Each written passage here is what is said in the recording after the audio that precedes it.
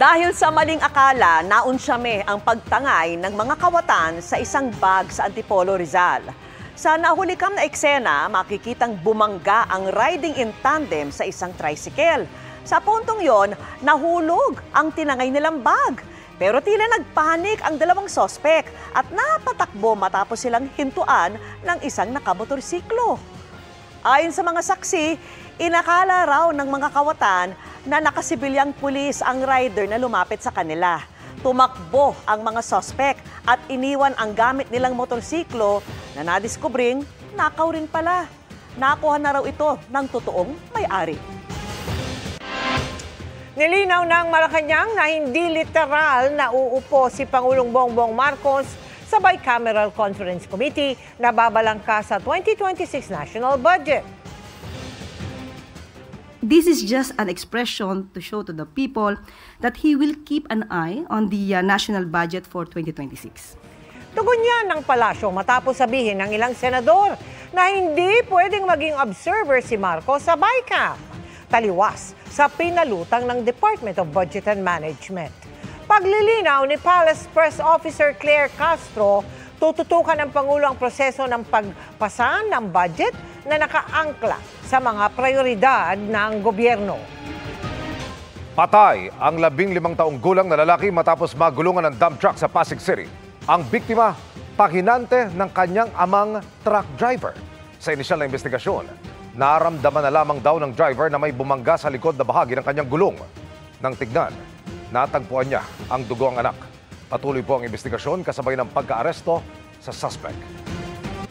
22 anyos na lalaking nakakulong na muling sinilbihan ng panibagong arrest warrant dahil naman sa pananaksak sa Cainta, Rizal.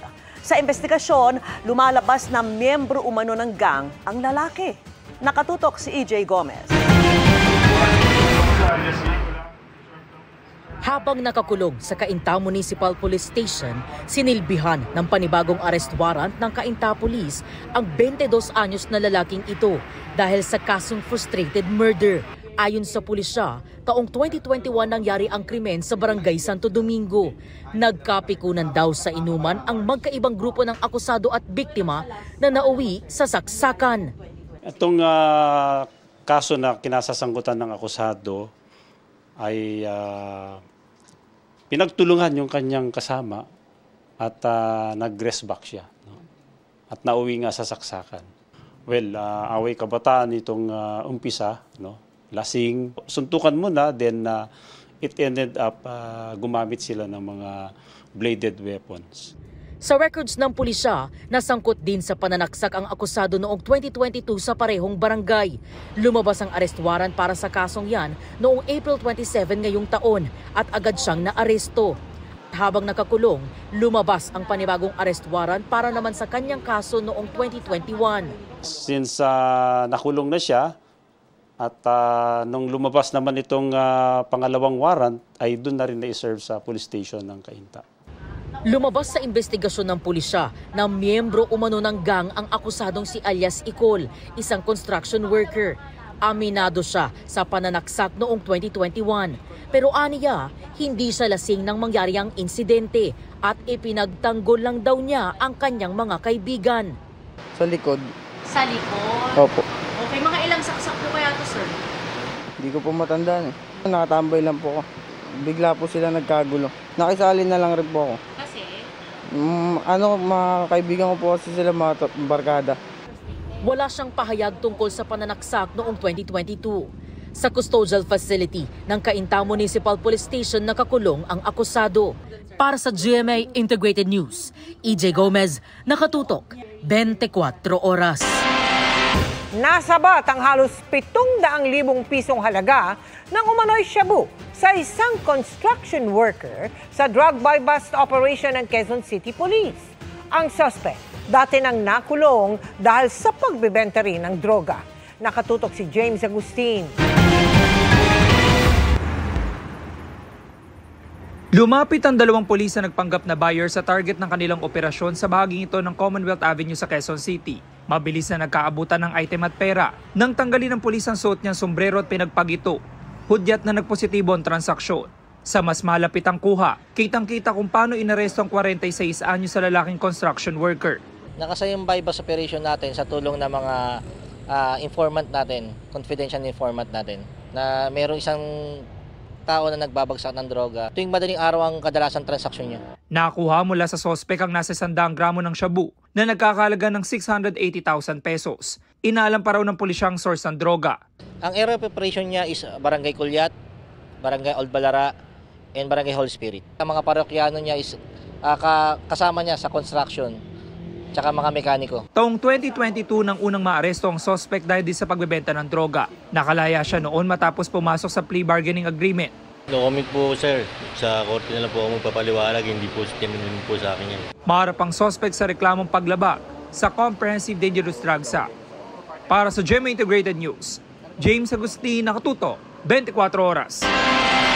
Kasunod ng paghingi ni Pangulong Bongbong Marcos ng courtesy resignation sa mga miyembro ng gabinete, umaasa ang mga business group na mananatili sa pwesto. Ang mga kalihim na anilay maayos na nagampanan ang kanilang trabaho. Sabi ni Makati Business Club Chairman Edgar Chua, very good raw ang economic team ng administrasyon. Sana raw ay i-retain ang mga magagaling na kalihim. Ganito rin ang pahayag ng Philippine Chamber of Commerce and Industry o PCCI.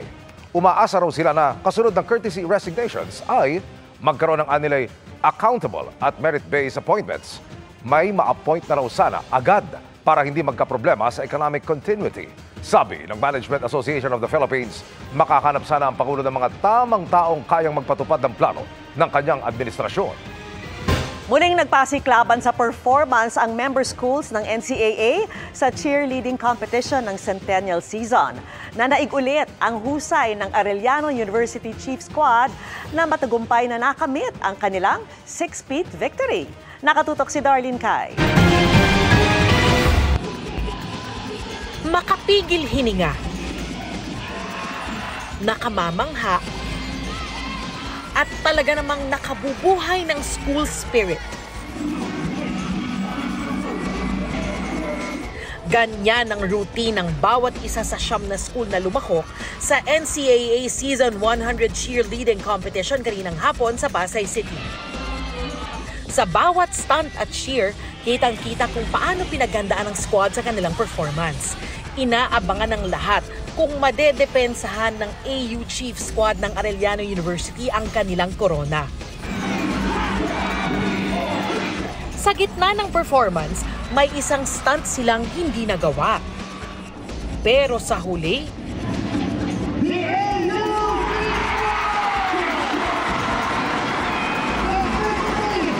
Arellano University pa rin ang cheerleading champion sa makasaysayang 6-peat win.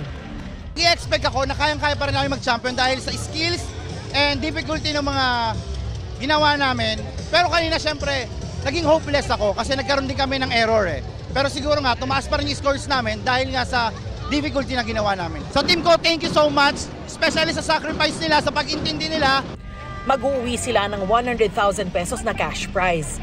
First runner-up uli ang Altas Perp Squad ng University of Perpetual Health System Dalta na mag-uuwi ng 75,000 pesos na cash prize. Habang second runner-up ang Letran Cheering Squad with 50,000 pesos na cash prize. Ang bumuo ng panel of judges ay distinguished cheerleading coaches and judges hindi lang dito sa Pilipinas kung hindi maging sa international teams and cheerleading associations. The cheerleaders are always present during competitions. Mapa basketball, volleyball, badminton, lahat yan, nandun sila because they're the ones who drum up interest and provide extra oomph when it comes to the competition. So this is their ultimate showcase. That's why it's very important. Nasa NCAA Season 100 Cheerleading Competition din si Senior Vice President and Head of GMA Integrated News, Regional TV and Synergy, Oliver Victor B. Amoroso, pati na ang buong Management Committee ng NCAA. Para sa GMA Integrated News, Darlene Kai, nakatutok, 24 oras. Tiniyak ng Justice Department na hindi nito bibitawan ang kaso ng mga nawawalang sabongero. Ang sabi ni DOJ Secretary Jesus Crispin Remulla, kahit wala pang mabigay na update ang kagawaran sa ngayon, hindi nila tinatalikuran ng kaso. Kamakailan, naglabas ng desisyon ng Court of Appeals para ipawalang bisa ang desisyon ng Manila Regional Trial Court Branch 40 na payagang makapagpiyansa ang 6 na gwardyang akusado sa kaso. Ang sabi ng pamilya ng mga biktima, muli silang dudulog sa DOJ at Krame para iparating ang hiling nilang tutukan ang kaso. Malapit na. We're still working on it. Hindi namin inaayawan yan, hindi namin tinatalikuran. It's a work in progress. Sa unang pagkakataon, ipinahagi ni Alden Richards sa GMA Integrated News Interviews ang pinagdaanan niyang pagsubok last year. Ang kanyang kwento at kung paano niya ito nalagpasan sa chika ni Nelson Canlas. Kung meron pang mas mababa sa rock bottom, I was there. Sa pag-upo sa GMA Integrated News Interviews ng host ng upcoming celebrity dance competition na Stars on the Floor na si Alden Richards, naging seryoso ang usapan. Naging open si Alden sa kanyang pinagdaanan noong 2024 na wala raw halos nakakaalam. Mas pinatindi pa raw ito ng pagpanaw ng kanyang lolo nito lang Enero. I think last year was my lowest year. Rock bottom, it took me 6 months to get over that. That was, hindi naman siya clinically diagnosed, but that was depression at its finest. That was depression. Ang galing nga, hindi lang halata eh. But you know why before kasi hindi ko siya kayang pag-usapan. Kasi hirap ako eh. Ayokong magpakita ng weakness. Hindi raw niya inakala na ang kanyang pagiging over-generous nagdulot ng maraming tanong sa sarili. Inuuna ko muna lahat ng tao bago sarili ko. But last year, medyo, I think that was my breaking point. Kasi minsan, di ba tayo, we always go out of our way to help other people. Tulong, bigay. Ang nangyari sa akin, paglingon ko dun sa timba ko, wala na palang natira sa akin. And then that broke me to 1,000,000 pieces. Kaya ngayon, mas pinagtutuunan niya ng pansin ang self-love mula sa running, biking at mga bagay na matagal na niyang gustong gawin. Ika nga ni Alden, I owe it to myself. Yun yung times kasi na when you're clouded with a lot of negative thoughts and you're na alam mong meron ka mga kasama, alam mo nandyan yung mga taong nagmamahal sa'yo, pero hindi mo maproseso ng tama yung emosyon mo, hindi mo maproseso ng tama yung pag-iisip mo, it's very hard to be present na kahit nandito ka, wala ka dito. Nang matanong tungkol sa love life, ang sabi ng Asia's multimedia star, he doesn't want to be defined sa ganitong usapin. Mas matitindi pa raw ang gusto niyang gawin para sa sarili at sa mga matutulungan pa niya. I don't understand. Di ko alam, di ko gets. Bakit ganun ang mindset natin palagi? Na ang basis ng kasiyahan ng isang tao love life. It's just this is my story. And this is how I want my story to be told. Not based on the presumption of other people. I'm so done with that. I've been here long enough. I know I've done so much for the industry and I would like to do more for the industry right now. Nelson Canlas, updated sa Showbiz Happenings. And that's my chika this Thursday night. Ako po si Iya Arellano, Miss Mel, Miss Vicky, Emil. Salamat sa iyo, Iya. Thanks, Iya. At yan ang mga balita ngayong Miyerkules o ngayong Huwebes. Ako po si Mel Tiangco. Ang bilis na, tita.